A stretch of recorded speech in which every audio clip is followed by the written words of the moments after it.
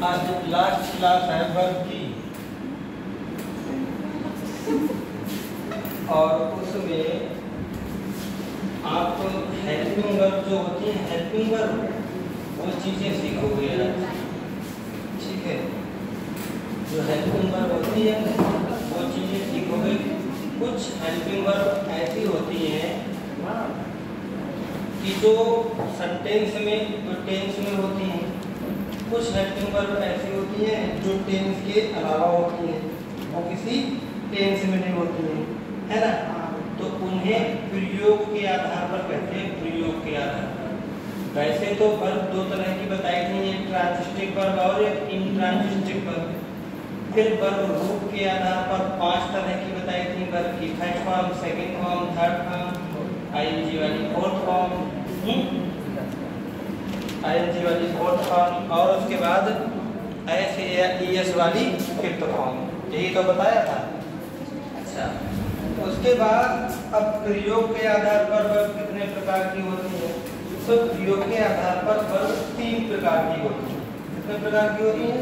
3 प्रकार की प्रयोग के आधार पर, जिन्हें ऑक्सिलरी वर्ब कहते हैं। क्या कहते हैं? ऑक्सिलरी वर्ब, ठीक है। तो लिख लीजिए, प्रयोग के आधार पर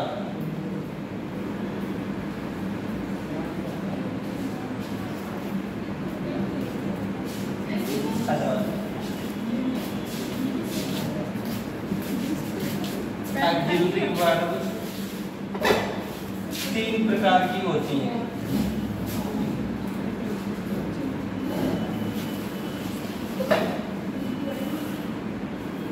जो प्रयोग के आधार पर ऑक्सिलरी वर्ब्स कितने प्रकार की होती हैं? 3 प्रकार की होती हैं, ठीक है। नंबर 1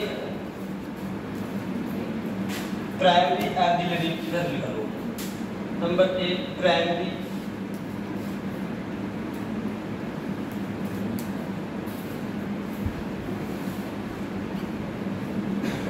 ऑक्सिलरी वर्ब्स,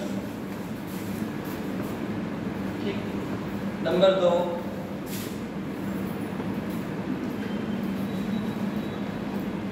मॉडर्न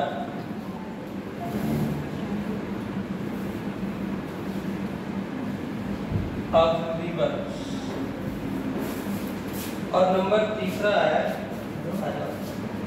अच्छा फैन लगाओगे ना पीछे रखने, पीछे ये वाला पीछे दो उनके पीछे वाले हैं, देखो। थर्ड वाला देखो, मार्जिनल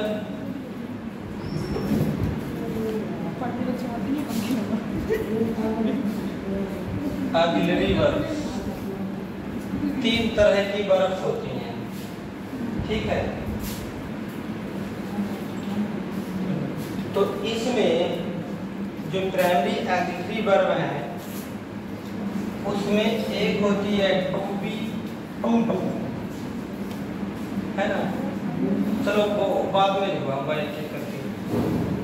प्रयोग के आधार पर जो वर्ब है वो कितने तरह की होती हैं? 3 तरह की।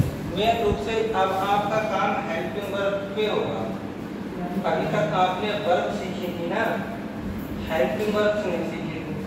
हेल्पिंग वर्ब है तो वो भी वर्ब,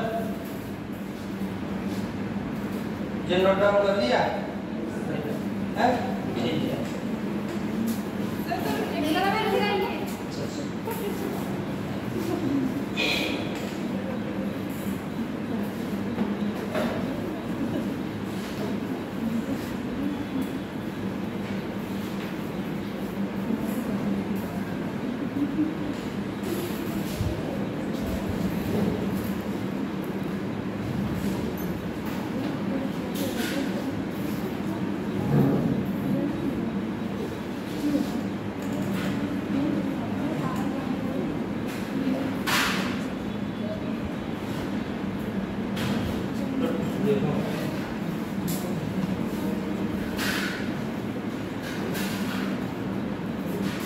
तो हेडिंग डाल लीजिए,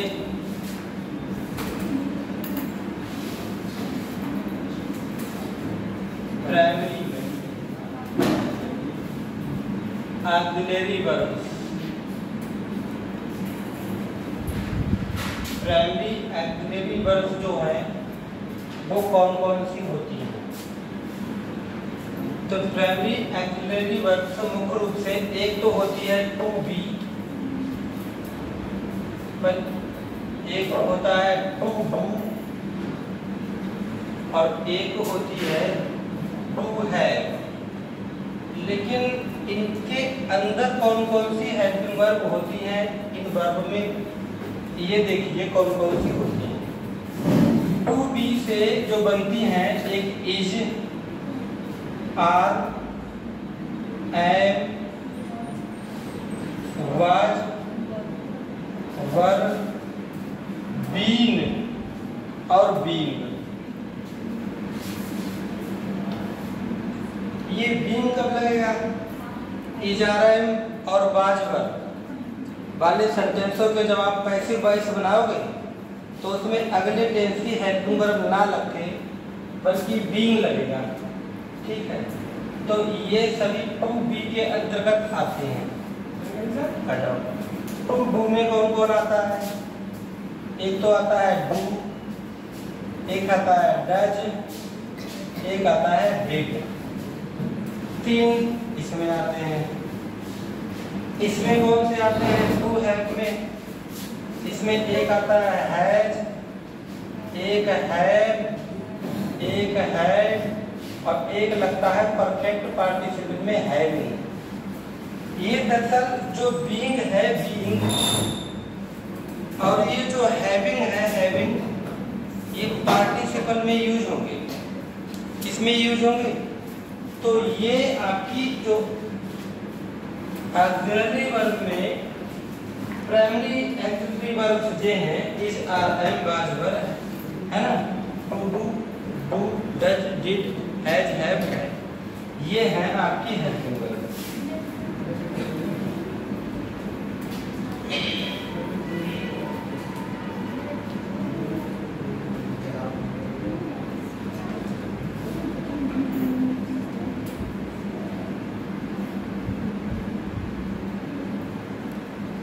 कर लीजिए इसे।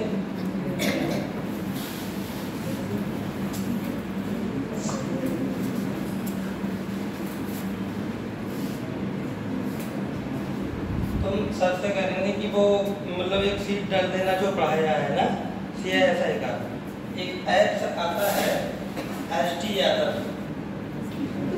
ठीक है, ST यादव का एक ऐप डाउनलोड करना और ST यादव मैथ है ना, तो वहाँ से हर टॉपिक के एक ही जैसे क्वेश्चन है और आप वहाँ से निकाल सकते हो। जितने भी अधिकतर कंपटीशन के टीचर हैं वो वहीं से पढ़ाते हैं उनसे बुक से। यहाँ तक कि सर ने जो सवाल पढ़ाए हैं यार वो सब सेम वहाँ होंगे। और वो अगर कोई कंपटीशन की तैयारी कोई करता है टीचर तो वो उसमें सबके में होता है। ये देखो क्या लिखा है,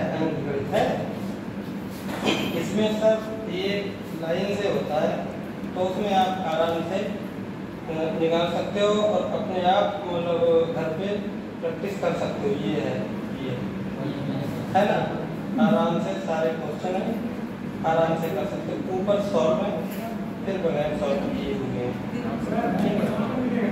हैं। हाँ प्लीज देखो ऐसे ही सारे क्वेश्चन मिल जाएंगे यहाँ पे। ठीक है, आराम से प्रैक्टिस करो और एक एक तरह के कम से कम 10 से 12 क्वेश्चन होते हैं। लिखिए यहाँ पे हो गया, आगे लिखो। तो प्राइमरी एक्सिलरी वर्ब आपको समझ में आ गई। प्राइमरी एक्सिलरी वर्ब जो है वो to be, to do, to have और ये होती है ना। अगर टू बी का मतलब विचार है वाज, है और बीन और बीन। बाकी टू डू में do, does, did, to have में हैज, हैव और बस ये होती है। बिल नहीं आता है, बिल तो मॉडल में आता है। तो ये एक नंबर में मतलब पहला प्रकार आपने पढ़ लिया कि प्राइमरी एक्सिलरी वर्ब कौन सी होती है। अब नंबर 2 हेडिंग डाल लीजिए, मॉडल एक्सिलरी वर्ब।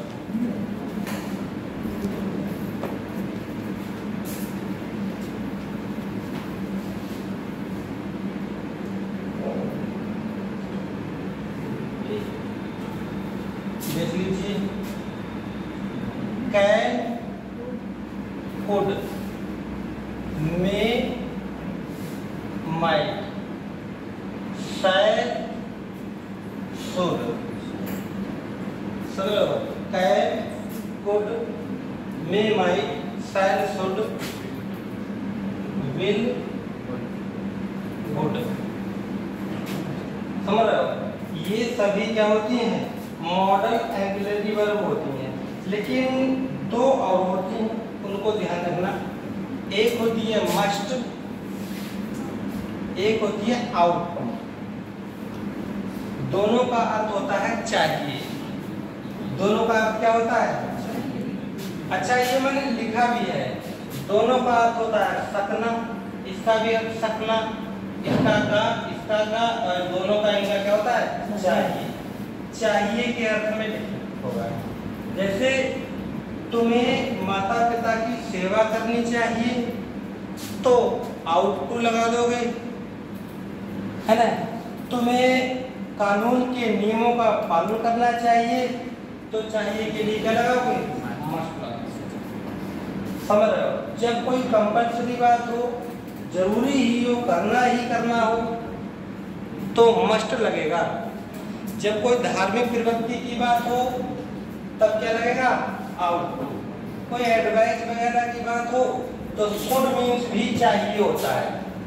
इसका अर्थ चाहिए के रूप में लगता है, इसका अर्थ चाहिए के रूप में लगता है और इसका भी चाहिए के रूप में होता है। तो इतनी हेल्पिंग वर्ब है ना, तो लिख लोगे these verbs are called model auxiliary verbs। ठीक है, तो ये जो verbs हैं इन्हें मॉडल ऑक्सिलरी वर्ब्स कहते हैं।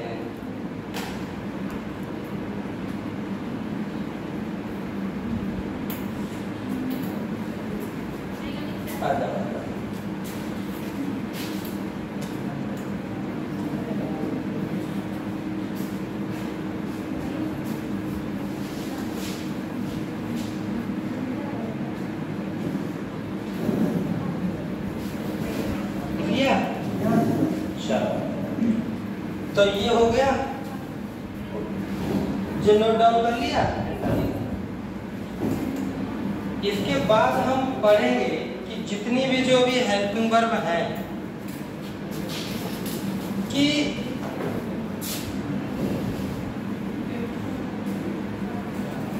क्या मैं अंदर आ सकता हूं,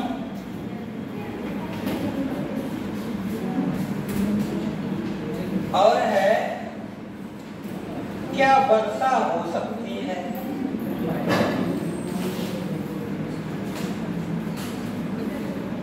समझे है ना? क्या मैं अंदर आ सकता हूं और क्या वर्षा हो सकती है। दोनों में सत्ता है या शक्ति है, दोनों में अंग्रेजी अलग अलग लगेगी। क्योंकि तुम इसके भी लगाओगे मे आई कम इन सर, है ना, मे आई कम इन सर, या सर पहले लगा दो, मे आई कम इन। और यहाँ संभावना के लिए भी आपने लिखा है ना, मैं इट रैन। लेकिन अगर कह दिया कि क्या मैं कार चला सकता हूँ, क्या मैं कार चला सकता हूँ, ये सकता हूँ और ये सकता हूँ दोनों सेम है। यहाँ पे बनेगा मे आई कम इन,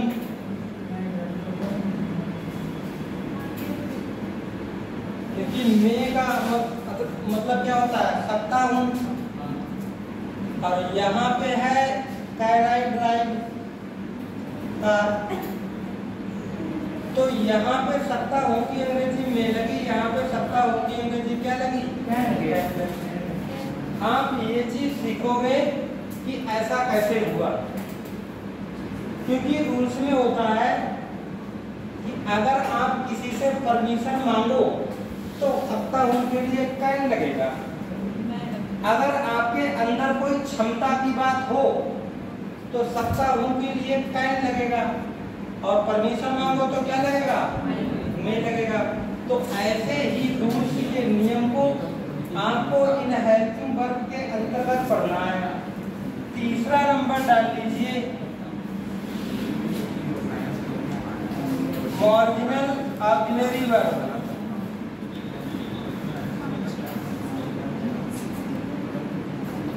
ये केवल 3 ही होती हैं। कितनी होती हैं? केवल और केवल 3 होती हैं। एक होती है यूज्ड टू, एक होती है डार, एक होती है नीड। एक होती है डार और एक होती है नीड। इन 3 वर्ब को मार्जिनल ऑक्सिलरी वर्ब कहते हैं। इन्हीं को हम पढ़ेंगे। तो आपने प्राइमरी ऑक्सिलरी वर्ब पढ़ी, मॉडल ऑक्सिलरी वर्ब पढ़ी और मार्जिनल ऑक्सिलरी वर्ब पढ़ी। ये वर्ब प्रयोग के आधार पर पढ़ी कि किसके साथ कब प्रयोग की जाए, है ना। वही रूल्स आप पढ़ोगे। अब होता है कि सर पेपर में किस तरह से आएंगे। अब मैं आपको बताऊंगा कि सही क्या है और गलत क्या है। तो सबसे पहला रूल्स लिख लीजिए, रूल्स नंबर 1।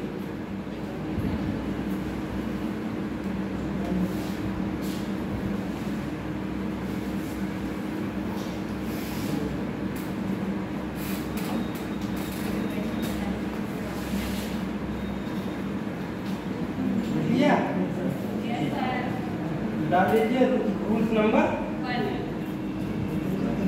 देखिए, जब कभी एक नाम होता है इन्फिनिटिव, सबसे इंपॉर्टेंट रूल्स पढ़ा रहा हूं। इन्फिनिटिव सबसे इंपॉर्टेंट। इन्फिनिटिव अगर आप वर्ब की फर्स्ट फॉर्म से पहले अगर टू लगा दिया तो वो इन्फिनिटिव हो जाएगा। क्या हो जाएगा? कई बार हम हेल्पिंग वर्ब के बाद भी टू लगा देते हैं,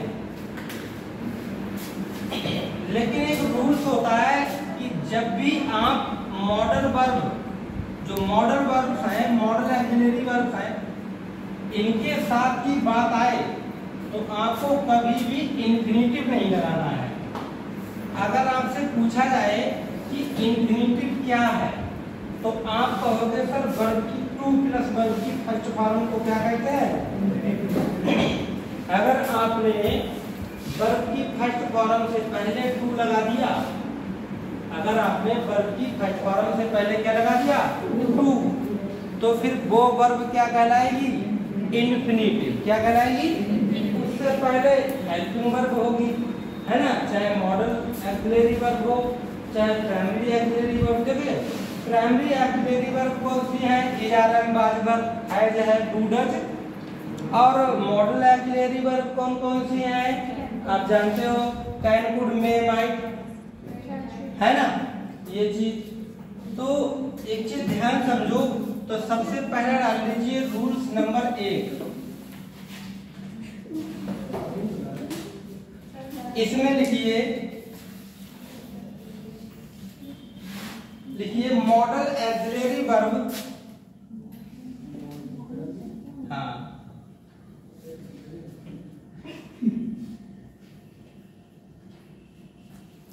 model auxiliary verb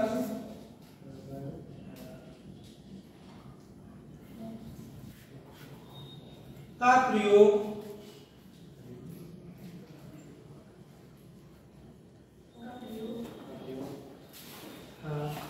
model auxiliary verbs का प्रयोग सभी वर्ब्स के साथ,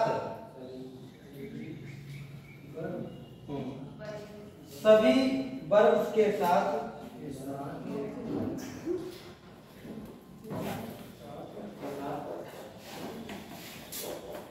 इन्फिनिटिव के रूप में कभी नहीं होगा।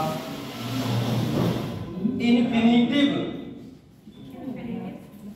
रूप में कभी नहीं होगा, इन्फिनेटिव के रूप में कभी नहीं होगा। जैसे एग्जाम्पल के लिए देख लीजिए, एग्जाम्पल लिख लीजिए, I can to go. Example है आई कैन टू। अब आप समझिएगा, आई यूज टू गो हो सकता है,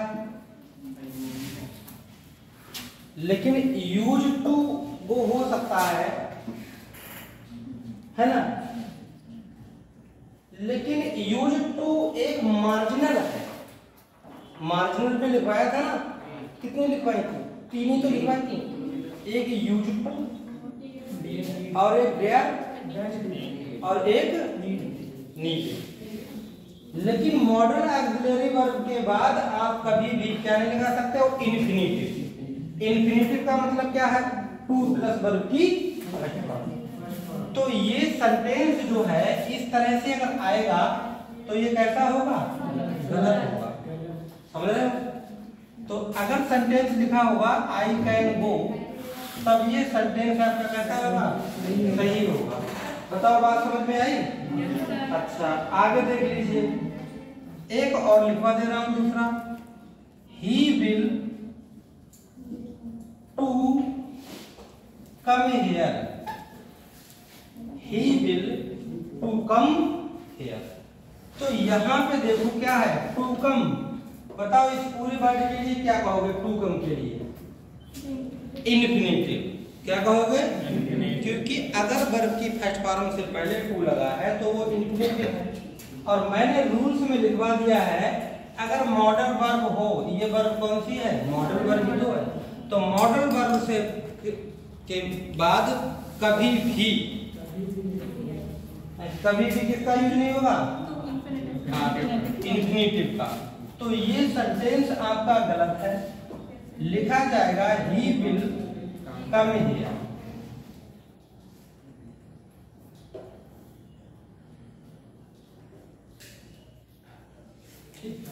नोट डाउन कर लीजिए।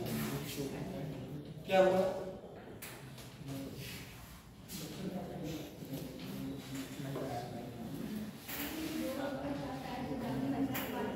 अब जो पेपर में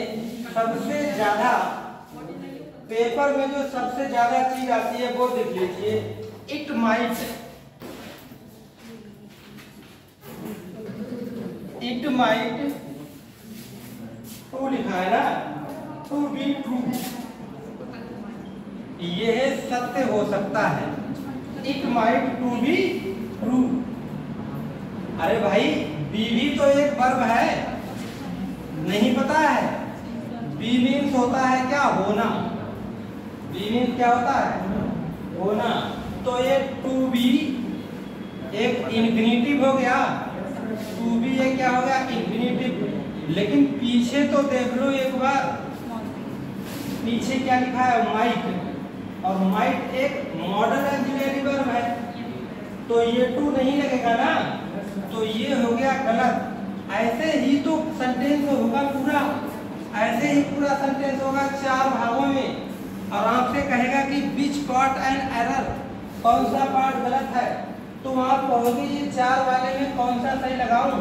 लेकिन जब इंटरमीडिएट का एग्जाम होता था और उसमें आता था करेक्ट इनकरेक्ट, तो जिसमें टू लगा होता था तो हम ऐसे ही बगैर कुछ पता नहीं था अंदाज से करेक्ट इनकरेक्ट करते थे। तो जिसमें टू लगा देते थे होता था वो टू हटाते थे। अब पुराने पेपर कभी जो आपने दिए हैं वो इंग्लिश के पेपर देखना, करेक्ट इनकरेक्ट करने के लिए 4-5 क्वेश्चन आते थे, तो हम वो टू हटाते थे और यकीन मानो 100% क्वेश्चन सही हो जाता था। हमें पता नहीं था कि हम टू क्यों हटाते थे। लेकिन बात यही है कि अगर इन्फिनिटिव है और उससे पहले अगर मॉडल वर्ब है, तब आप वहां पे टू नहीं लगाओगे।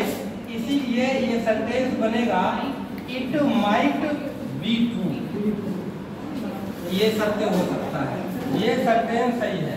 तो पहले रूल्स में आपने केवल ये बात सीखी है कि अगर इन्फिनेटिव है और उससे पहले मॉडल वर्ब है तो इन्फिनेटिव का यूज नहीं होगा।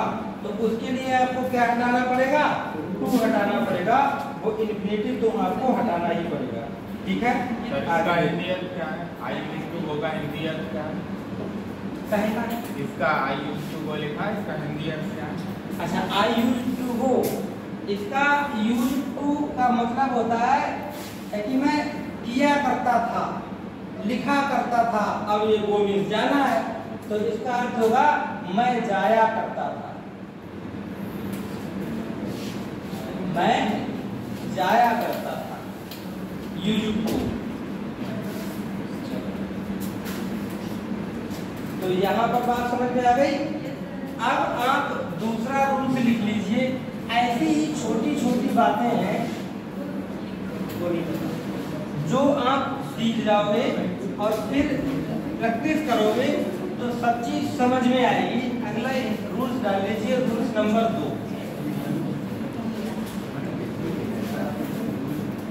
डाल लीजिए, rules number 2।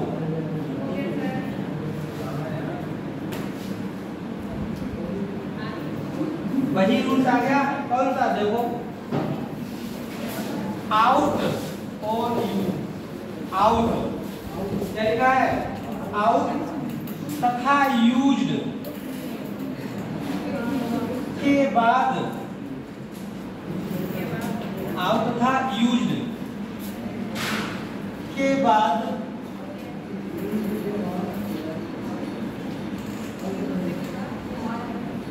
Model axillary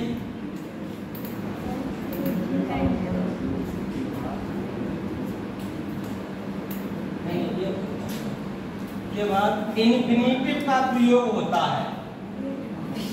infinitive मतलब टू प्लस वर्ब की फर्स्ट फॉर्म का प्रयोग होता है। अगर आउट लिखा है कहीं पर और यूज लिखा है तो उसमें इन्फिनेटिव का प्रयोग हमेशा होगा, 100% होगा। ये बात ध्यान रहे, है ना। आउट अगर है कहीं पे और यूज्ड है तो इनके पास, इनके साथ टू का यूज जरूर होगा, 100% होगा। समझ में आ गई बात? देख लीजिए, जैसे be out help the poor. Be out, out means चाहिए। आउट मीन्स क्या होता है? चाहिए। Be out help the poor, हमें गरीबों की सहायता करनी चाहिए। तो ये सेंटेंस हमारा गलत हो गया। ये सेंटेंस हमारा क्या हो गया? क्योंकि आउट दो वर्ड ऐसे हैं, एक आउट हो गया और एक यूज्ड हो गया। इनके बाद आपको टू लगाना, मतलब इन्फिनेटिव लगाना ही लगाना है। आगे बात समझ में?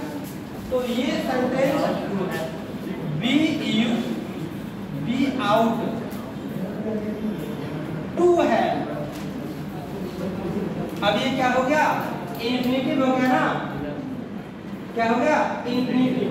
B out to help the poor. तो ये सेंटेंस कैसा होगा? सही।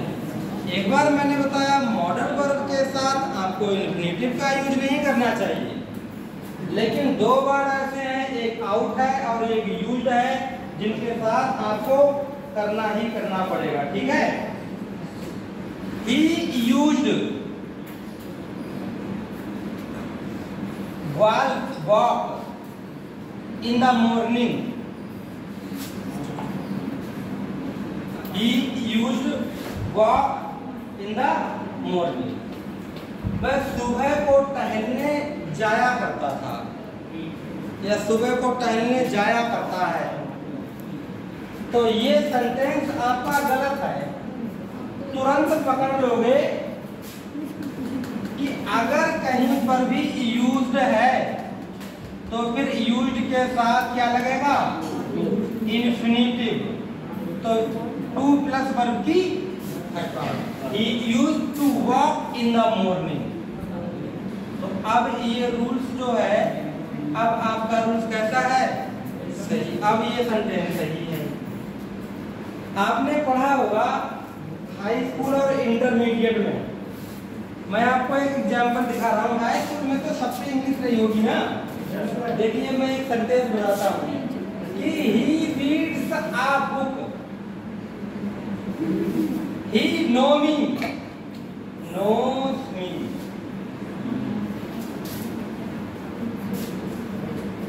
वह किताब पढ़ता है, वह मुझे जानता है।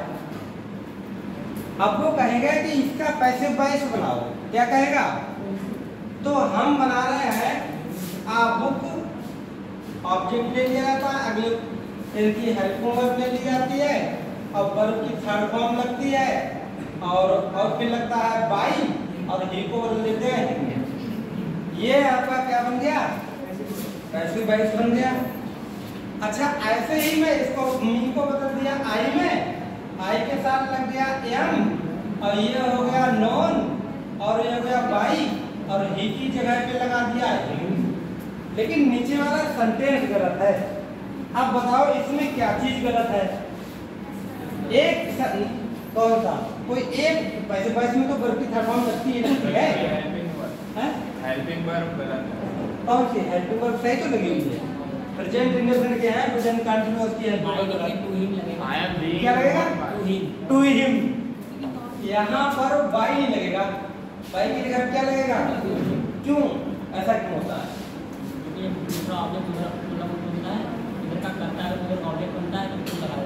नहीं ये रूल्स नहीं। दूसरी बात बताओ, मैं बताऊं? आपने पढ़ा होगा पैसिव वॉइस बनाते समय कि अगर वर्ब नो या ओब्लिज आ जाए, ओब्लाइज, तो इन दो में बाई की जगह पे टू लगाया जाता है। कभी पढ़ा था या नहीं पढ़ा था? पढ़ाया होगा। और भी रूल्स थे, ऐसे कहीं सरप्राइज आ जाए तो ऐट लगेगा, लाफ आ जाए ऐट लगेगा, कहीं प्लीज आ जाए तो विद लगेगा, तो बाई नहीं लगता। तो ऐसे ही रूल्स पेपर में आया। मुझे ध्यान है मेरे हाई स्कूल के पेपर में आया था कि I know him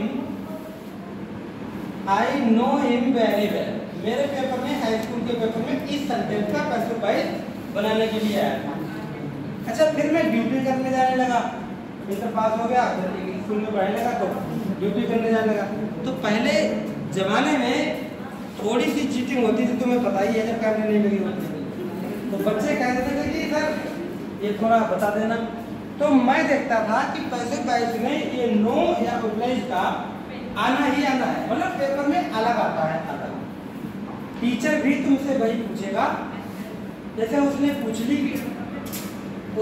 Lee GS में कि ये बताओ सलाल बांध कौन सी नदी पर बना है या कौन से राज्य में, ऐसे पूछ लेगा। तो ये बताओ उसने दुलस्ती बांध क्यों नहीं पूछा, उसने बगलिहार बांध क्यों नहीं पूछा और वो सलाल क्यों पूछ लिया? बात ये होती है कि एक चिनाब रिवर है, उस रिवर में ये तीनों बांध बने हुए हैं जम्मू कश्मीर में, लेकिन इनमें से जो सलाल बांध बना हुआ है, बांध जो बनते हैं वो अधिकतर साइड से दूर होने चाहिए कि खतरा होता है, बिजली वगैरह बनती है, कहीं बांध फट जाए पूरा शहर डूब जाएगा। लेकिन ये सलाल बांध बिल्कुल रिहायशी इलाके में बना हुआ है, बीच शहर में। तुम्हारे खेत में एक बिजली का खंभा लगाया जाए तुम जल्दी लगने नहीं दोगे कि पता नहीं कब करंट उतर जाए। अभी तुम्हारे पूरनपुर की घटना है, कल उन्होंने मुझे अखबार दिया, मैंने वो पढ़ा, तो वो मतलब गए खेत पे खाद लगाने, उनका एक मतलब ट्यूबवेल लगा था, ट्यूबवेल को खंभे को रोकने के लिए एक तार नीचे लगा था, करंट उसी तार से उतर गया और वो मर गए। तो ऐसे ही इसलिए ये पूछा जाता है क्योंकि ये रिहायशी इलाके में इसमें थोड़ी अलग बात है। जैसे उसने पूछ लिया कि गंगा है, यमुना है, नर्मदा है, गोदावरी है, इसमें से ये नर्मदा अलग क्यों है? क्योंकि सब पता चला बंगाल की खाड़ी में गिरती है और ये अरब सागर में गिरती है, सब डेल्टा बनाती है और जो डेल्टा नहीं बनाती है। तो ऐसे ही एग्जाम में क्वेश्चन आता है कि आपको मॉडल वर्ब के बाद कभी टू नहीं लगाना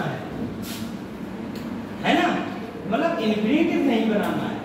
लेकिन अगर आउट आ गया, यूज्ड आ गया, तो फिर इनके साथ आपको टू लगाना है। तो अब आपको ये दो वर्ड जो हैं कौन कौन से, एक आउट और एक यूज्ड, इनको याद करना है कि इनके साथ जो है हमेशा के लिए क्या लगाना है, टू लगाना है। बात समझ में आ गई? चलो ठीक सर, यहाँ पर टू और जो हेल्प है ये साथ में लिख देते हैं क्या? आपसे बिल्कुल साथ में नहीं, वो मैंने लिख दिया ताकि समझ में आ जाए, ताकि समझ में आ जाए, इसलिए मैंने साथ में लिख दिया ताकि आपको समझ में आ जाए। कभी कभी ऐसा होता ना, इकट्ठा ये लिखा हुआ होता है, तो ये इसका होता नहीं है, ये होता उसी का है। ठीक है, आगे देख लीजिए अगला रूल्स नंबर 3। तो आप मार्जिनल वर्ब का एक तो पढ़ लिए यूज्ड वाला, अब मार्जिनल वर्ब में एक ही बचा है, दो बचे ना। मार्जिनल वर्ब में कौन कौन बचा?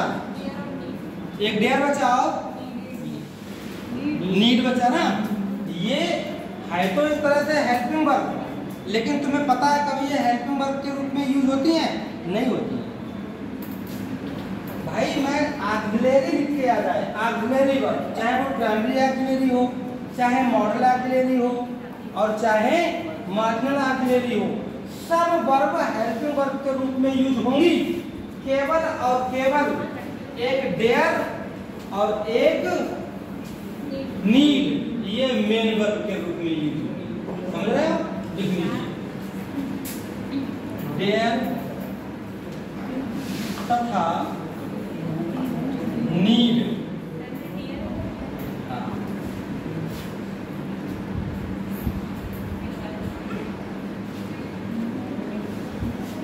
Marginal auxiliary verbs main verb के रूप में यूज होती हैं। वैसे ऑक्सिलरी का मतलब होता है हेल्पिंग वर्ब। ऑक्सिलरी का मतलब क्या होता है? मैं जो समझाने का प्रयास कर रहा हूँ उसमें आप दिमाग तो लगाओ।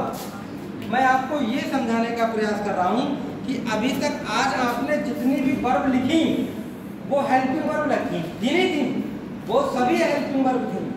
चाहे वो प्राइमरी ऑक्सिलरी रही हूँ, चाहे मॉडल ऑक्सिलरी रही हूँ, चाहे मार्जिनल ऑक्सिलरी रही हूँ, सब हेल्पिंग वर्ब हैं।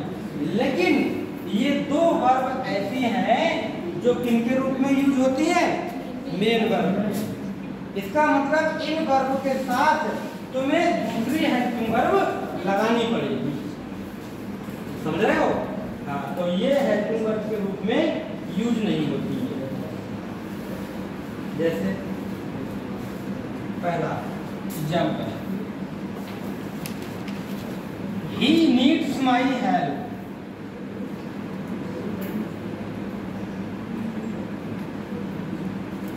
उसे मेरी आवश्यकता है, उसे मेरी सहायता की आवश्यकता है, उसे मेरी। तो ये बताओ, ये नीड्स जो है ये क्या हेल्पिंग वर्ब के रूप में यूज हुई है? मेन वर्ब के रूप में यूज हुई है। तो यहां लिखोगे, यहां नीड का प्रयोग मेन वर्ब के रूप में यूज हुआ है।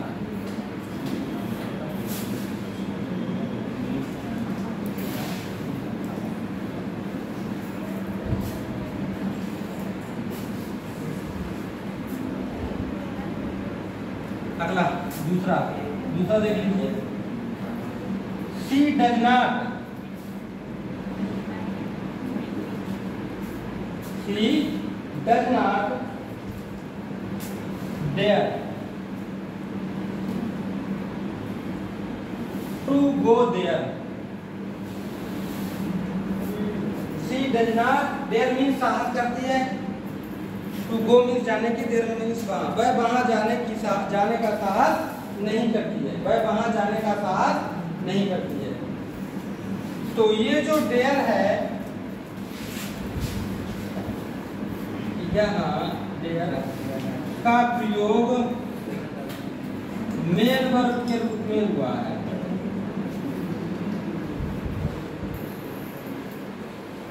क्योंकि नेगेटिव हो गया ना, इसीलिए हेल्पिंग वर्ब क्या लगी, डज।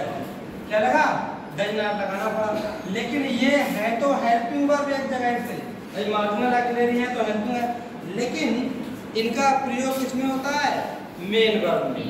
तो इसीलिए अगर पूछेगा कि ऑक्सिलरी वर्ब में कौन सी दो हेल्पिंग वर्ब, दो वर्ब है तो मेन वर्ब के रूप में यूज होगी, तो वे एक देयर है और एक नीड है।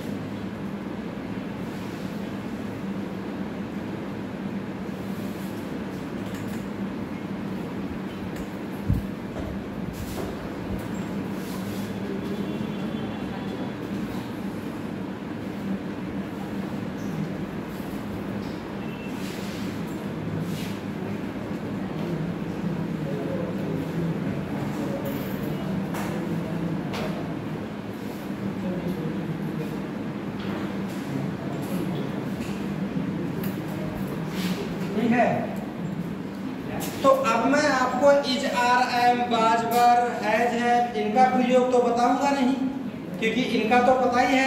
भाई इज, आर, एम, बाज, वर का यूज किसमें होगा, प्रेजेंट कंटिन्यूअस और पास्ट कंटिन्यूअस। हैज, हैव का प्रयोग किसमें होगा, प्रेजेंट परफेक्ट। हैड का प्रयोग किसमें होगा, पास्ट मतलब पास्ट परफेक्ट में। मेन बात है अब आपको पढ़ना है मॉडल वर्ब। क्या है, मॉडल वर्ब का यूज पढ़ना होता है, वही इंपॉर्टेंट है। तो डाल लीजिए, है डाल लीजिए use of model auxiliary verb. ये तो मैंने आपको इसलिए पढ़ा दिया कि आप समझ जाए छोटी छोटी बातें। अब मेन उद्देश्य जो है मॉडल ऑक्सिलरी वर्ब का है, और मैं आपको क्वेश्चंस भी कराऊंगा। मैं क्वेश्चंस भी बना के लाया हूँ कि आपको किस तरह से क्वेश्चन आएंगे, क्योंकि आज लास्ट क्लास थी इसीलिए मैंने सोचा बना दूं। तो डाल लीजिए यूज ऑफ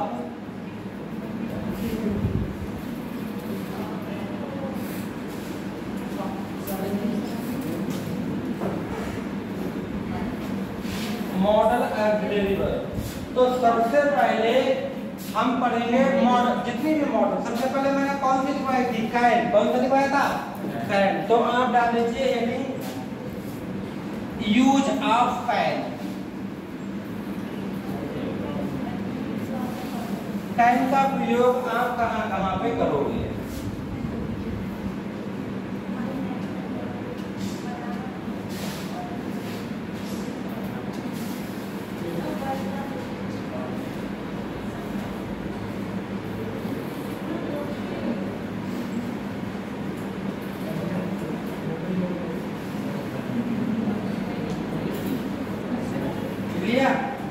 तो डाल लीजिए रूल्स नंबर 1,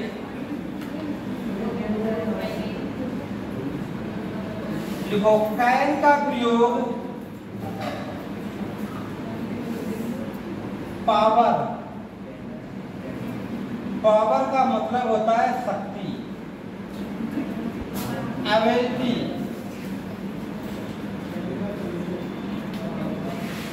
मतलब क्षमता, एबिलिटी। उसके अंदर क्या योग्यता है, उसके अंदर जो है वो कौन सी क्षमता ना, योग्यता। हाँ योग्यता है। कैपेसिटी,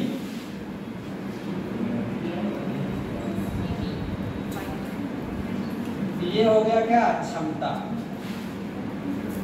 जो कैपेसिटी है कि उनके अंदर क्या क्षमता है। तो शक्ति, योग्यता, क्षमता, आप तथा लिख लीजिए, को व्यक्त करने के लिए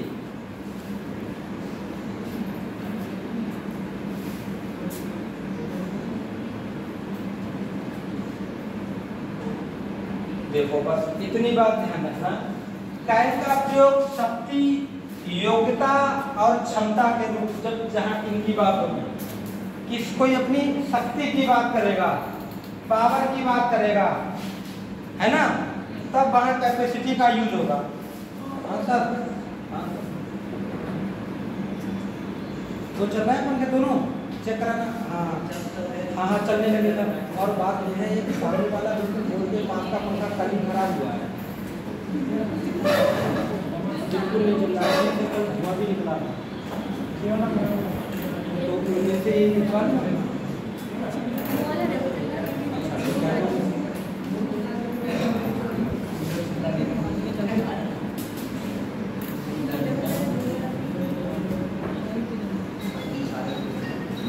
देखिए ये तीन बातें आप हमेशा याद रखो कि अगर कहीं पे ताकत की बात आ जाए, शक्ति की बात आ जाए, तो आप वैसे तो मेन रूप में कैन का अर्थ क्या होता है? सकना। कैन का अर्थ क्या होता है? तो सकना के लिए आप, क्योंकि भाई ऐसा क्यों होता है, इंग्लिश में सकना का अर्थ एक नहीं है, सकना के दो वर्ड हैं। सकता मतलब सकना के लिए एक बनाया गया है कैन और एक बनाया गया है मे, है ना? सकना के लिए एक बनाया गया है कैन और एक बनाया गया है क्या? मे। तो दोनों एक ही अर्थ दर्शाती हैं, लेकिन कब कब कैन लगाए और कब कब मे लगाए? तो मैंने कहा अगर कहीं शक्ति की बात हो, पावर, कहीं योग्यता की बात हो, कहीं कैपेसिटी क्षमता की बात हो, तब आप क्या लगाओगे? कैन लगाओगे, समझ रहे हो? सकना के लिए। और वैसे और दूसरी बातें हो तो क्या लगाओगे? मे। तो यही चीजें आपको सीखना है, तो लिख लीजिए पहला, he can lift, he can lift the box, वह बॉक्स को उठा सकता है, वह बॉक्स को उठा सकता है, मतलब उसके अंदर क्या है? ये क्षमता है ना? उसके अंदर ये क्या है? क्षमता है। आगे देखो, I can swim, I can swim मतलब मैं तैर सकता हूँ। आई कैन स्विम, मैं तैर सकता हूँ। तो इसमें उसकी क्या है? योग्यता है, ये एबिलिटी है कि आई कैन स्विम, मैं तैर सकता हूँ। ठीक है, आगे देखो, she can solve the problem,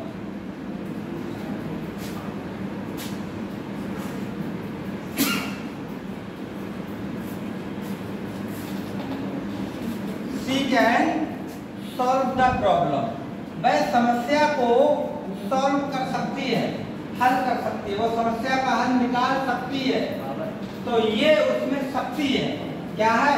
ये उसके अंदर एक पावर है ना?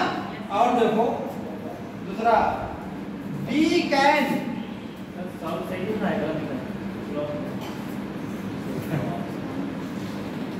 वी कैन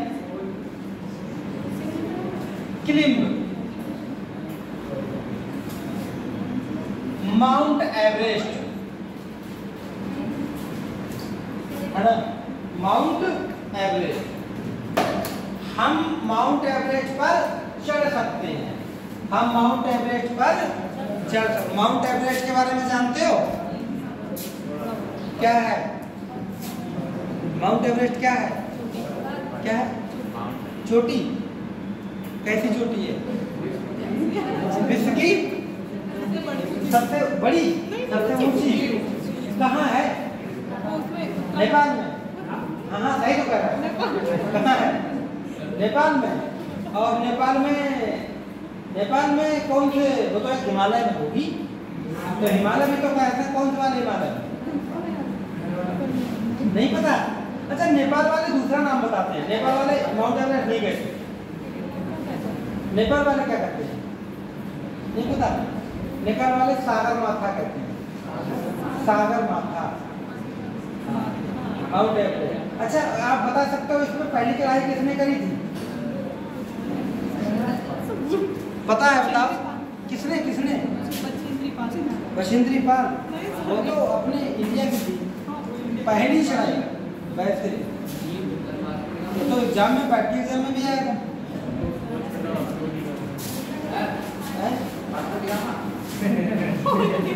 में तो जहर दे देना चाहिए। ऐसा है ना, ये जो है ना हिमालय के 3 पार्ट है। एक तो ये जो महान वाला है ना, ये नेपाल में ऐसा जो पड़ता है नेपाल, तो यहीं पर नेपाल में ही एक चोटी है माउंट एवरेस्ट, और इसकी ऊंचाई पहले 8,848 थी ना, लेकिन अब 8,850 हो गई। हाँ, बढ़ जाती है थोड़ी, कहीं भी 29 ही लिखा है। 8-10 नहीं 8,850। तो ये जो है दुनिया की सबसे ऊंची, तो 1953 में एक थे एडमंड हिलेरी, ये थे न्यूजीलैंड के, और एक थे तेंजिन शेरपा, ये थे नेपाल के। इन लोगों ने पहली चढ़ाई करी थी। इसको सागर माथा कहते हैं इंडिया में, वो नेपाल का दुनिया की सबसे ऊंची चोटी। तभी मैंने लिख दिया we can climb Mount Everest, हम माउंट एवरेस्ट पर चढ़ सकते हैं। अरे तुम्हें ये नहीं पता कैसे तुम पूरनपुर के व्यक्ति हो? अभी पूरनपुर का लड़का ही तो चढ़ाई करके आया, नहीं पता लगा? डीएम साहब ने सम्मानित किया है अभी उसे, 1 महीने पहले की बात है। मैंने अपने इंस्टा आईडी पे भी उसका फोटो लगाया था, उस लड़के का। उसने, और वो इंडिया का दूसरा तीसरा व्यक्ति बना है माउंट एवरेस्ट पर सफलतापूर्वक चढ़ाई करने वाला। पता करना पूरनपुर में किसने चढ़ाई की है। तो ये उसके अंदर क्या है, ये पावर है ना। तो चलो छोड़ो, आप बताओ पावर, योग्यता, कैपेसिटी, तीनों वर्ड लगभग एक ही जैसे हैं। जब इनकी बात आए तो आप सकना के लिए क्या लगाओ? He can lift the box. Power की बात आ रही नहीं, यानी शक्ति की बात। आई कैन स्विम, मैं तैर सकता हूँ, योग्यता की बात आ रही।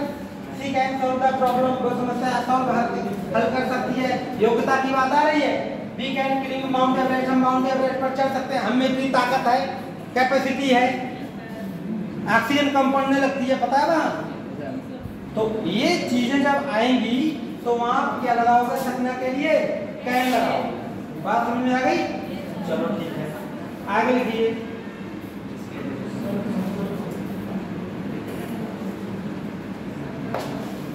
दूसरा रूल्स दूसरा लिखो, कैन का प्रयोग अनुमति देने। अरे आप तो कहते हो कि मे आई कम इन सर, तो आप अनुमति मांगते हो ना, परमिशन मांगते हो। तुम कहोगे मे आई कम इन सर, टीचर कहेगा यू कैन। तो परमिशन देने के लिए क्या लगेगा? कैन। और परमिशन मांगने के लिए क्या लगेगा? मे। तो सुनो, कैन का प्रयोग अनुमति देने, है ना, यानी गिव परमिशन। चलो अनुमति देने लिखना है तो कंफ्यूज हो। गिव, कैन का प्रयोग अनुमति देने के लिए होता है, लेकिन होगा जब सकना का यूज होगा, है ना। किसका यूज होगा? सकना का। तो परमिशन के लिए देखो,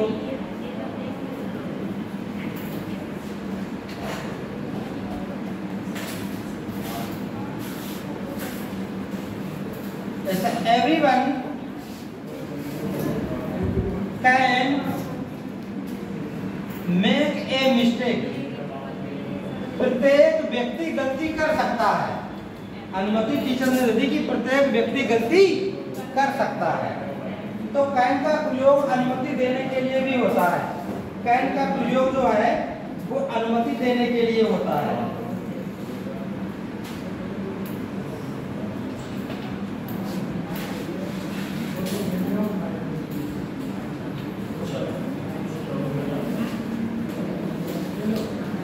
तो ये कैन के यूज समझ लिया आपने?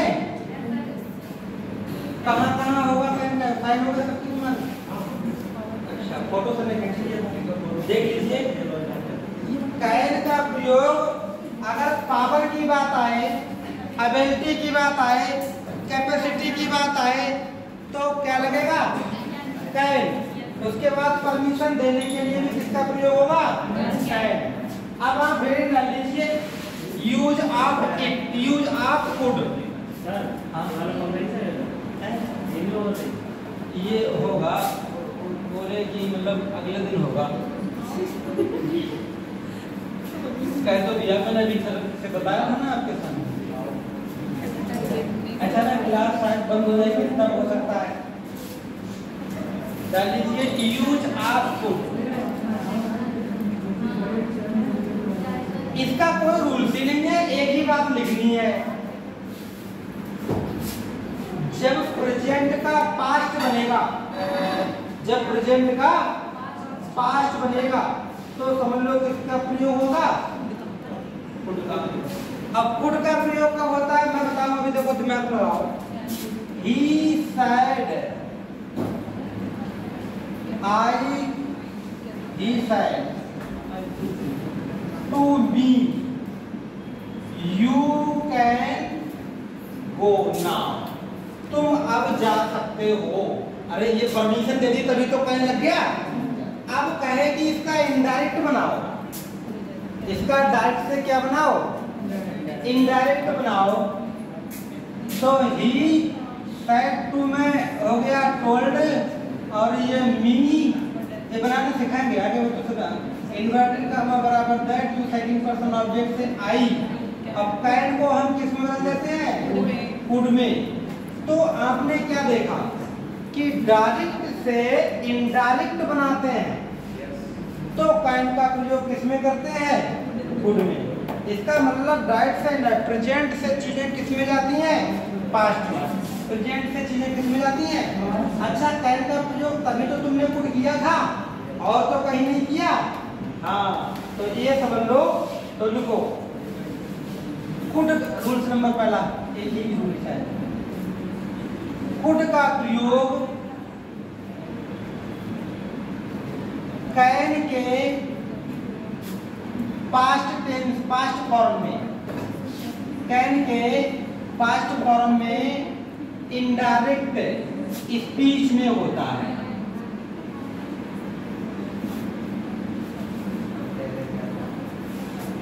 फूड का प्रयोग कैन के पास्ट फॉर्म में इनडायरेक्ट स्पीच में होता है। अगर कैन है और उसका तुमने पास्ट फॉर्म बनाया, ठीक है, तो आपको वहां क्या करना पड़ेगा? जैसे example, I can solve this question. he said to me, I can solve this question। ऐसे तो जब भी आप पास्ट फॉर्म बनाए इनडायरेक्ट स्पीच में, तभी आपको क्या लगाना पड़ेगा? फुट लगाना पड़ेगा। तो देख लीजिए, ही said to की जगह पे आपने टोल्ड लिख दिया। मी ये तो अभी बनाना आता नहीं होगा, लेकिन अभी मैं सिखा दे रहा हूँ, बाद में सिखाऊंगा। ही। अब बताओ कैन का किस में बदल दिया? फुट में। बस इतना सीखना है, बाकी तो आपको आगे चल के पता चलेगा कि जिसका ये दैट क्यों हो गया।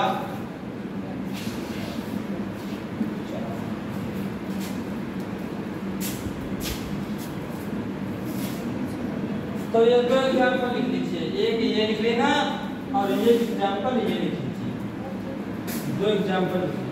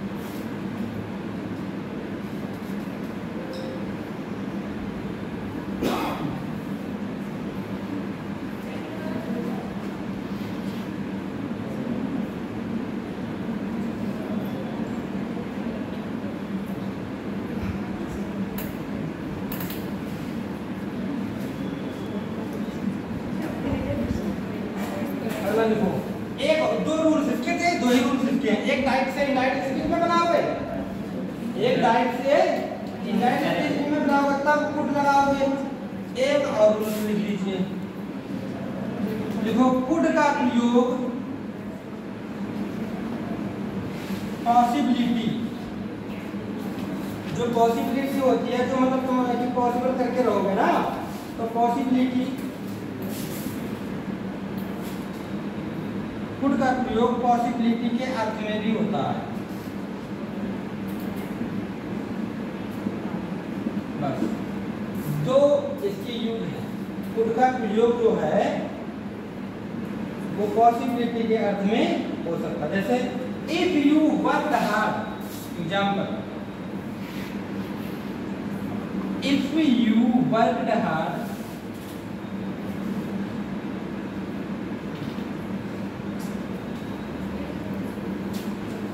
if you work hard you could succeed, comma you could succeed। अगर तुम कठिन परिश्रम करते हो तो तुम सफल हो सकते थे। अगर तुम कठिन परिश्रम करते तो तुम सफल हो सकते थे, है ना? क्योंकि देखो किसमें वर्क हार्ड लिखा है ना, वर्क की सेकंड फॉर्म में हेल्पिंग वर्ब नहीं है तो पास्ट में डिफरेंट होगा, तो पास्ट में फिर तुम लगाओगे पुट। तो पॉसिबिलिटी, संभावना, पॉसिबिलिटी कि अगर तुम कठिन परिश्रम करते तो तुम सफल हो सकते थे, तो पॉसिबिलिटी के अर्थ में भी पुट का प्रयोग होगा। चलो, तो ये रूल्स जो था वो किसका था? कैन का। किसका था? कैन का। अरे सक्सीड की स्पेलिंग क्या है? क्या चीज? सक्सीड की स्पेलिंग क्या है? SUCCEED। Double E R. हाँ, पास्ट में वही आता है डबल सक्सीड। आगे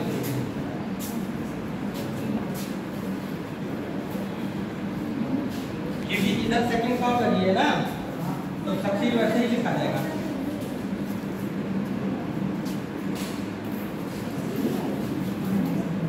तो आपने कैन का प्रयोग समझ लिया मुख्य रूप से। कैन का प्रयोग समझ लीजिए मुख्य रूप से कब?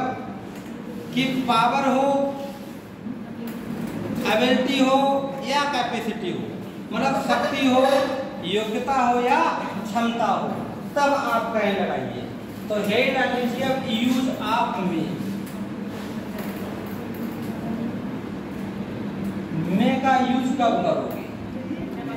क्योंकि मे का यूज भी किसके अर्थ में होता है? सकना के अर्थ में होता है।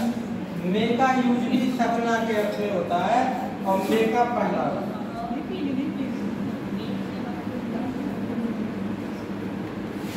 सबसे पहला रूप जो तुम कहते हो मे आई कम इन सर ना, तो देखो मे का प्रयोग अनुमति मांगने के लिए,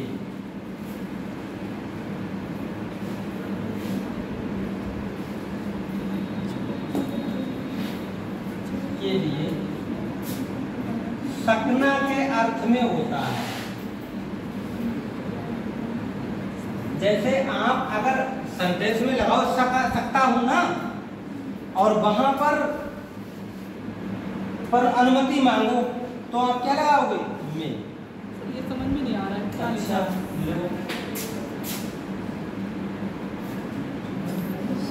अब आ रहा है ना? मे का प्रयोग अनुमति मांगने के लिए होता है, लेकिन अनुमति की स्पेलिंग नहीं है, वो नहीं अर्थ है। जब सकना आए तब की बात कर रहे हैं। तो पहला सेंटेंस एग्जाम्पल में पहला सेंटेंस जैसे आप कह सकते हो कि मे आई कम इन,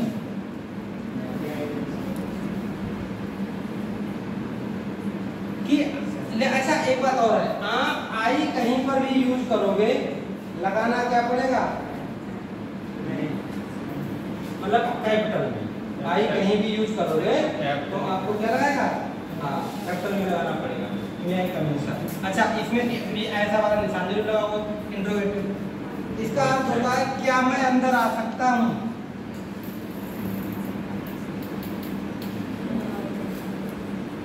अब बताओ ये जो है ये परमिशन ही तो है, ये परमिशन ही तो है। तो अगर आंसर होगा, आंसर में आंसर कैसे दिया जाएगा कि एस, आंसर कैसे दिया जाएगा एस का में लगाओगे यू में। सेम अर्थ में अगर दोगे तो तुम्हें में ही लगाना पड़ेगा, तब आप कह नहीं लगाओगे ना। सेम अर्थ में अगर आंसर दोगे इसमें हम क्या मैं अंतर आ सकता हूँ, तो उसका आंसर होगा क्या एफ यू। हाँ हाँ आगे देखो, अगर देखो मे आई लिव विद यू, क्या मैं तुम्हारे साथ रह सकता हूँ। मे आई लिव विद यू, क्या मैं तुम्हारे साथ रह सकता हूँ। तो यस,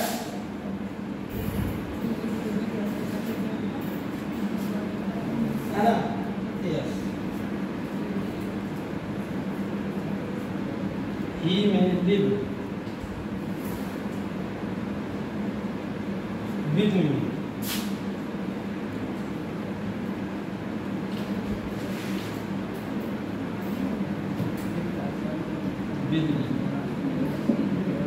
तो यस के लिए तो सुनो, इसमें भी परमिशन मांगी जा रही है और इसमें भी परमिशन मांगी जा रही है। आज का एग्जाम्पल लिख रहा हूं कि मैं आई यूज योर मोबाइल ना, क्यों, इसमें तो अनुमति नहीं दोगे, है ना।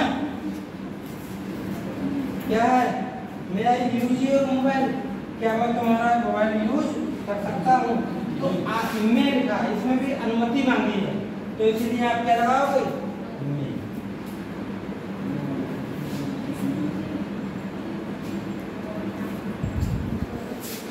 तो आंसर आया क्या नो, है ना, यू नॉट मी। यू में नॉट होता है, यू में नॉट, ये भी एक आएगा, यू नॉट में नहीं होता, यू में। चलो, तो तीनों सेंटेंस क्या दिखाते हैं, तीनों सेंटेंस परमिशन मांगते हैं।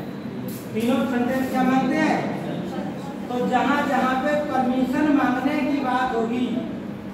सेकंड वाले देखिए सब चाहिए क्या, सीएसयू में भी तो हो सकता है,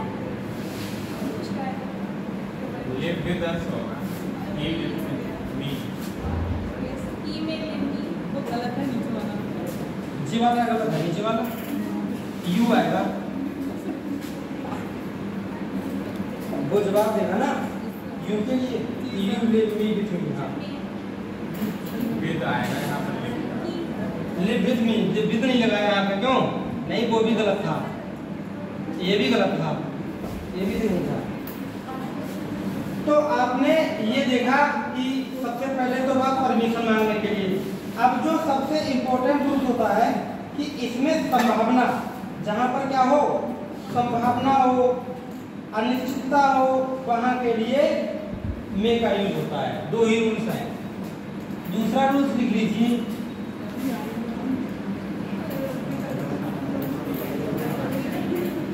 सर ये नोट नहीं किया था।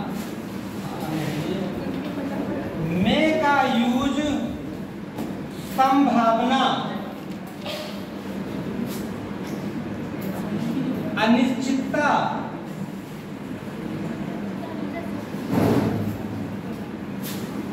के लिए होता है। ये सबसे इंपॉर्टेंट मे का यूज होता है।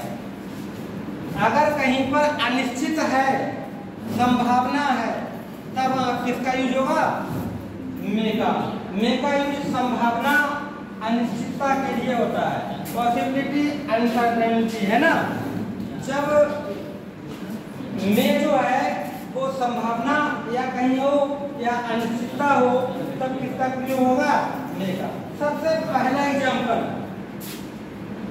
कि आज वर्षा हो सकती है।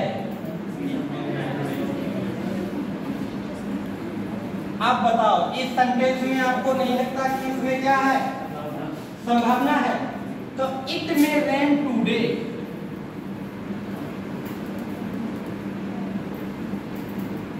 पकड़ लिया आपने कि सकता है के लिए यहाँ पे कैन नहीं लगाएंगे, सकता है के लिए यहाँ पर कैन, मैं बारिश करा सकता हूँ, तब आप लगा सकते थे क्या, कैन, क्योंकि वो क्या थी फिर, क्षमता थी, कैपेसिटी थी। इंद्र कहता मैं बारिश करा सकता हूँ, तो फिर वो क्या हो जाती, क्षमता, क्षमता, पावर, योग्यता, कैन लगाओ, संभावना आ जाए तब क्या लगाओ, बस।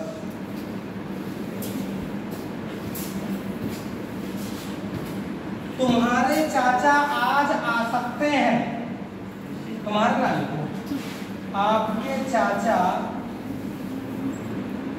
आज आ सकते हैं।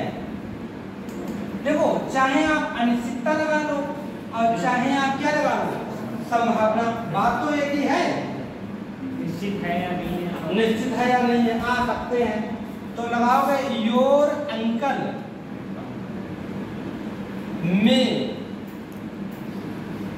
कम टुडे, तो यहां पर भी फिर किसका यूज होगा, अनिश्चितता के बाद एक सेंटेंस लिखता हूं, इस साल मैं कार खरीद सकता हूं, इस वर्ष शायद मैं कार खरीद सकता हूं। अब यहां पर शायद लिखा है, अब शायद की कोई अंग्रेजी थोड़ी ना होती है, शायद के लिए कोई अंग्रेजी नहीं होती है, समझ रहे हो, बस वो हेल्पिंग वर्ब दर्शाएगा कि इस वर्ष शायद मैं कार खरीद सकता हूं। क्या है, अनिश्चितता है, खरीद भी सकता हूं, नहीं खरीद सकता हूं। तो लिखा है आई कैन, नहीं, आई में बाय अ कार, है ना, इन दिस ईयर। दरअसल में जो प्रोपोजिशन होता है वो छिपा होता है, अगर आप नहीं लगाओगे फिर भी कोई दिक्कत नहीं है, लेकिन अगर कभी कभी हो जाता है, I may buy a car this year, इस वर्ष में शायद कार खरीद सकता हूं। सबसे अच्छी बात यह है, सत्य हो सकता है, सत्य है नहीं, सत्य है नहीं, यह सत्य हो सकता है। अनिश्चितता है ना, कोई ये कहते कि ये सत्य है, जैसे अलंकार में कहते हैं कि तुम्हारा मुख चंद्र जैसा, तुम्हारा मुख चंद्र जैसा, तो कहते हो उपमान का। अब तुम्हारा मुख चंद्रमुखी, अब की हमने सीधे कह दिया चंद्रमुखी, तो फिर रूपये दे दिया, तो फिर वो क्या होगा, रूपक। तो ये सत्य हो सकता है, या हम कहते हैं ये सत्य है, तो यहाँ पे अनिश्चितता है ना, तो इट में और होना की अंग्रेजी बी ट्रू, इट में भी यह सत्य हो सकता है।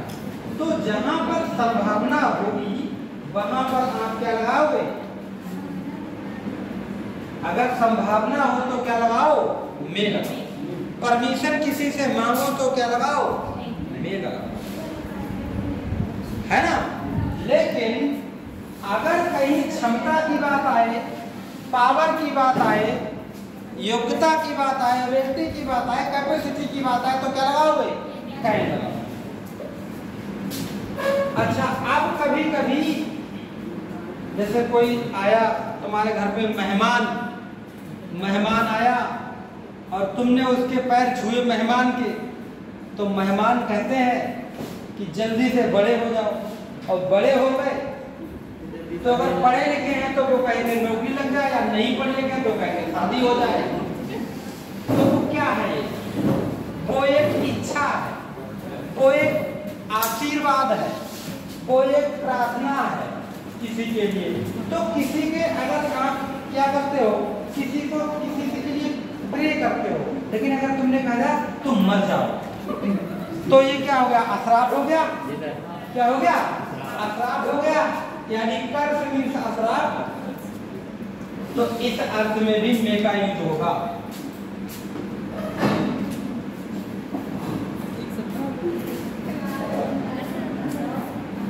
चलो पढ़ लो, 10 मिनट और बचे हैं।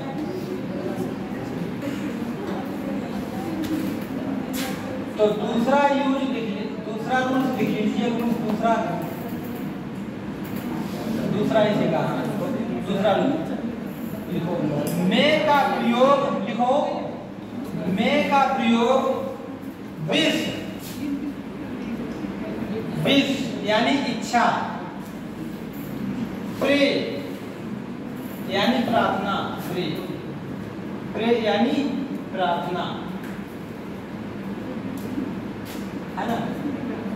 कर्ष श्राप, कर्ष मीन्स क्या हो गया? श्राप। आशीर्वाद ब्लेस, ब्लेस मीन्स क्या हो गया? आशीर्वाद।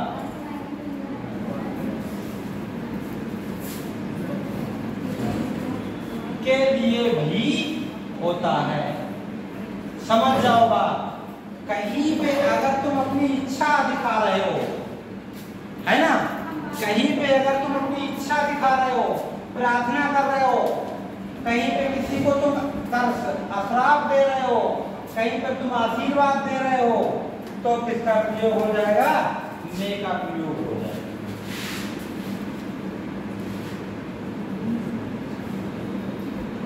लिया। लेकिन यह प्रयोग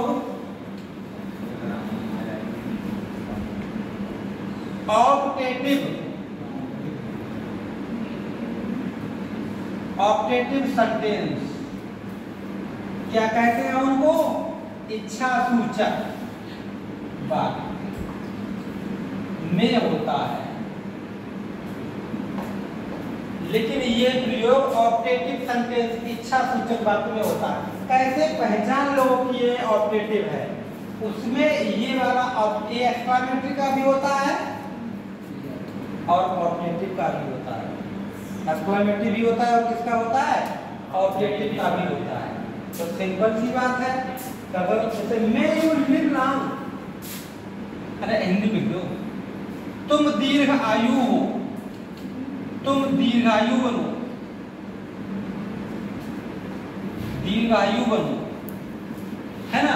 जैसे लंबे समय तक जियो, ये क्या है? आशीर्वाद, आशीर्वाद ही तो है।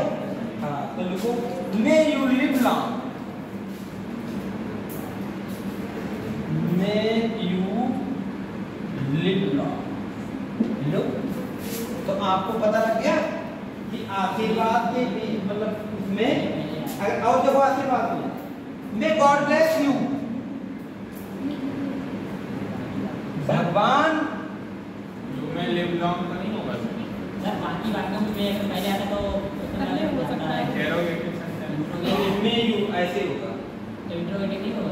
कैसे होगा? नहीं होगा, वो ऑप्टेटिव सेंटेंस पढ़ा है।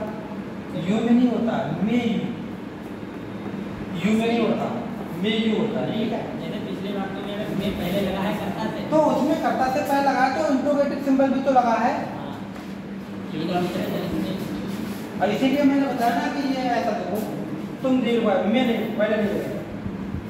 अगर पहले लग गया तो फिर इसमें होगा नहीं। तुम बताना चाह रहे हो ये यू में लिख लो, तो फिर ये सेंटेंस ऑब्जेक्टिव का रहेगा। बताओ एक बात बताओ, दिमाग लगाओ। चलो अगर तुमने यहाँ सब्जेक्ट के बाद अगर आपने में लगा दिया, तो फिर यहाँ फिर तो फुल स्टॉप लगाओगे, नहीं लगाओगे? हाँ, तो यही तो पहचान है। हाँ, अफर्मेटिव सेंटेंस हो तो यहाँ लगाओ, लेकिन ये तो सेंटेंस कौन सा है? ऑब्जेक्टिव। तो भगवान आपको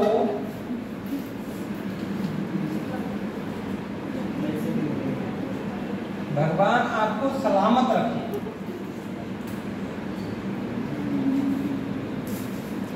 भगवान आपको सलामत रखे। May God bless you.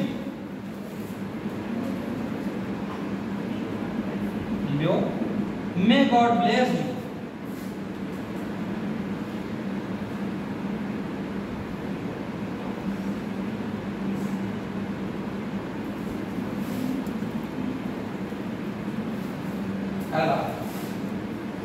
तीसरा, तुम खुश और लंबी लाइफ, तुम खुश और दीर्घ आयु, तुम खुश और दीर्घ आयु बनो, तुम खुश और दीर्घ आयु बनो। लो ये हिंदियों में ऐसे लगते हैं, तो मे यू हैव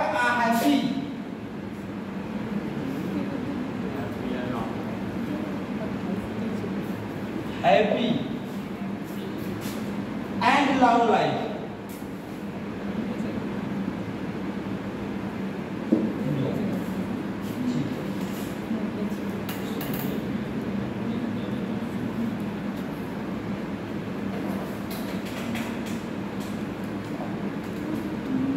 ला तो क्या सीखा? मेगा पावर, शक्ति, कैपेसिटी, कैन, है ना? पावर, शक्ति, कैपेसिटी क्या हो गया? कैन। संभावना में, इच्छा, प्रार्थना, श्राप, अभिशाप, आशीर्वाद। ऑब्जेक्टिव सेंटेंस में तब क्या लगाओगे? में। लेकिन ऑब्जेक्टिव सेंटेंस में कहाँ लगाओगे? पहले। अगर बाद में लगा दिया तो फिर फुल स्टॉप लगेगा ना, फिर कहाँ पर गलत हो जाएगा। दूसरी बात, मे का प्रयोग एक जगह और होता है, वो ध्यान रखना। जैसे मे का प्रयोग कभी कभी सरप्राइज के लिए होता है। किसके लिए होता है? कैसे? कि तुम ऐसा कैसे कर सकते हो? जैसे पढ़ा लिखा लड़का है, उसने कहीं लड़ाई करना थी, तो आदमी कहता ना, टीचर कहता तुम ऐसा कैसे कर सकते हो? तो क्या वो तुमसे क्वेश्चन पूछ रहा है? नहीं, वो तो एक अपना क्या प्रतीक कर रहा है, आश्चर्य बता रहा है। तो देखो एक रूल्स और है,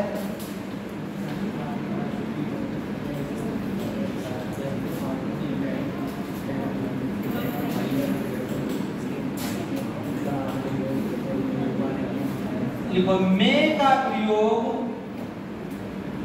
आश्चर्य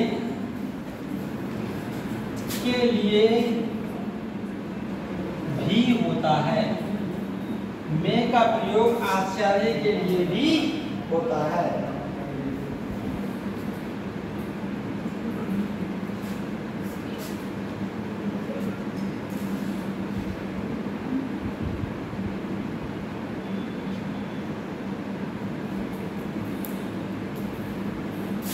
How old she may be, वह इतनी बूढ़ी कैसे हो सकती है?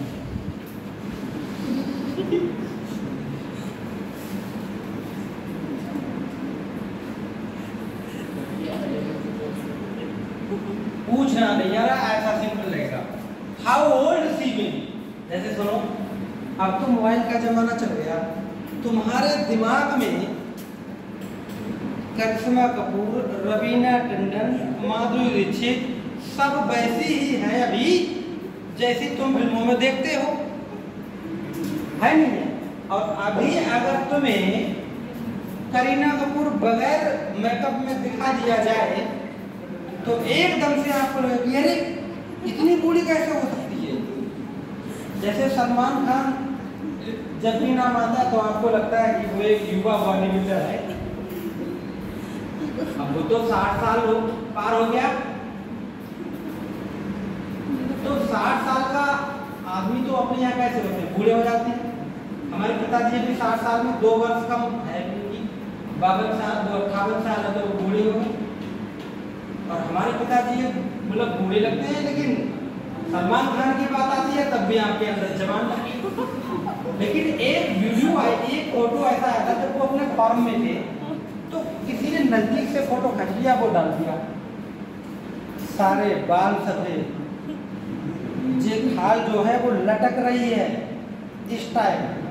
60 साल का बूढ़ा आदमी है सलमान खान, लेकिन तुम्हारे दिमाग में क्या लगता है वो अभी जवान है। शाहरुख खान को देखते हो तुम जवान है। आंखों के जो जो होते हैं ना जे क्या कहते हैं इन्हें, जो पलकों के बाल होते हैं जे ये तक सफेद हो गए हैं और ये बाल तो सब सफेद हो गए हैं।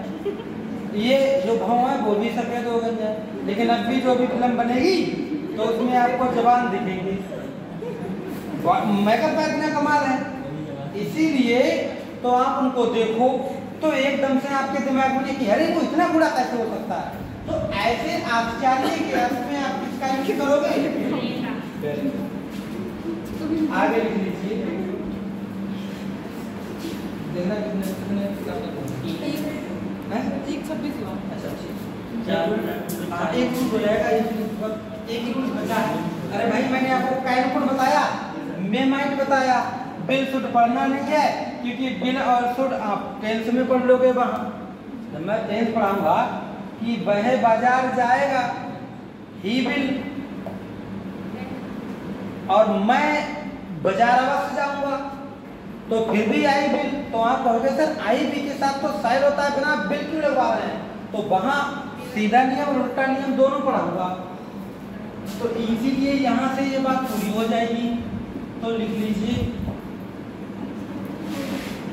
रूल्स में, रूल यूज ऑफ माइट लिख लीजिए, यूज ऑफ माइट। तो सबसे पहला रूल तो वही रहेगा, कौन सा? माइट का प्रयोग, माइट का प्रयोग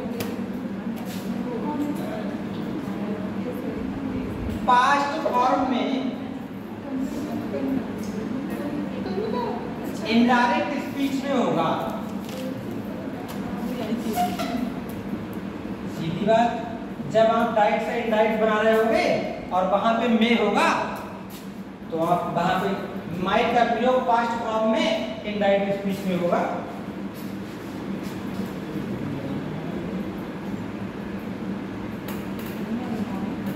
जैसे he said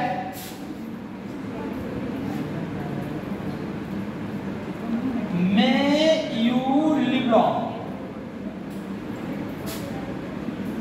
लो जे है may you live long। अब इसका आपको बताना है क्या? इनडायरेक्ट तो ही said, वैसे ही said टू मी होता है, छुपा है, इसलिए आपको यहाँ पे आई लगाना पड़ेगा। वो आगे जब डायरेक्ट लाइन सीखोगे तो पता लगेगा आई कहाँ से आ गया। मे की जगह पे क्या हो गया? Might live long.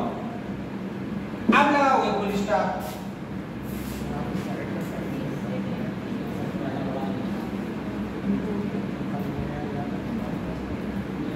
ठीक है। हाँ, अगर आप साइड ना लगाओ तो यहाँ पे आशीर्वाद की बात आएगी तो आप ब्लेस्ड लिख सकते हो, ही ब्लेस्ड। वैसे हम एक्सक्लेमेट भी लगाएंगे या और एक्सक्लेमेशन देते होंगे, लेकिन ये ऑपरेटिव का है। तो he blessed that I might live long. तो जो ये डायरेक्ट था, ये इनडायरेक्ट। तो ये इनडायरेक्ट स्पीच में है, इनडायरेक्ट स्पीच में भी कभी कभी हमेशा मेगा माइट होगा।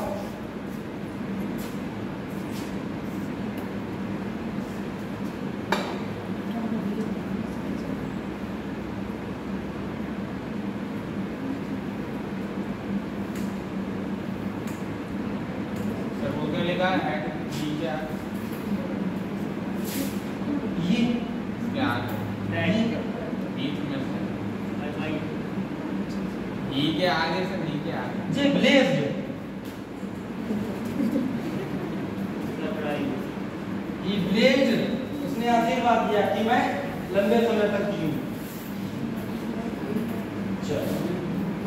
तो ये था आपके रूल सारे हो गए।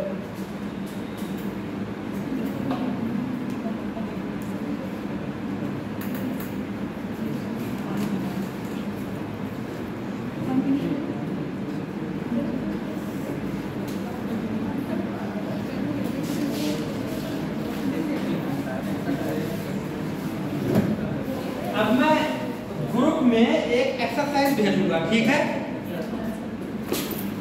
अब मुझे पता भी तो हो आप कौन से ग्रुप में हो। हैं? जो पूरनपुर से है उसमें 81 हाँ हाँ है पूरनपुर वाला। उसमें सात नंबर अच्छे से है। अभी देखो तो अभी वो आप कर लेना कॉपी पे है।